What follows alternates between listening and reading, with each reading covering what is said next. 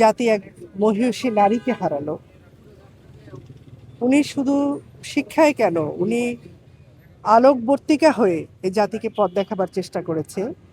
যেখানে অনেক ধরনের কুসংস্কার, অন্ধত্ব, পারিবারিক বেড়াজাল, সামাজিক আহ, বেড়াজালের মধ্য থেকেই নারীদেরকে অবস্থান করতে হয়।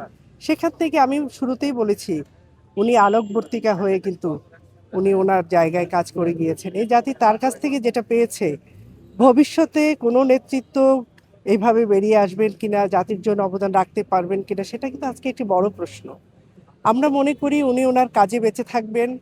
আজকে যে দৃঢ় প্রত্যয় উনি দেখিয়ে দিলেন এবং যে ওয়াদা রক্ষা করলেন মা মাটি মানুষের সাথে, সেটা কিন্তু আমরা যারা কাজ করি রাজনৈতিক অঙ্গনে, সামাজিক এবং রাজনৈতিকভাবে জাতিকে পথ দেখাবার জন্য, জাতির সমস্যাগুলোকে তুলে ধরে আমরা যে পথ চলতে চাই, সেখানে কিন্তু বেগম খালেদা জি আমাদের জন্য বড় ধরনের অনুপ্রেরণা হয়ে থাকবেন। কারণ এবং শুরুতেই বলেছি, আমাদের নারীদেরকে উনি কোথায় এনে দিয়েছেন, আমরা আজকে কাজ করার সাহস পাই তাকে দেখে।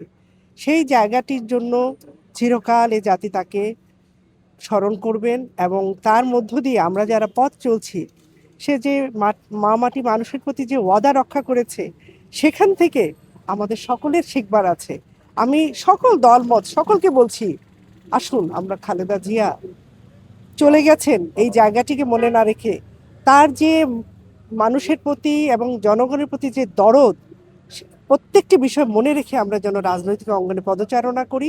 তাহলে আমরা অবশ্যই জাতির জন্য কিছু প্রত্যাশা পূরণ করতে পারবো বলে আজকে আমি তার এই শোক বইতে স্বাক্ষরের মধ্য দিয়ে আমরা মনে করি আমরা নতুন করে শপথ নিলাম।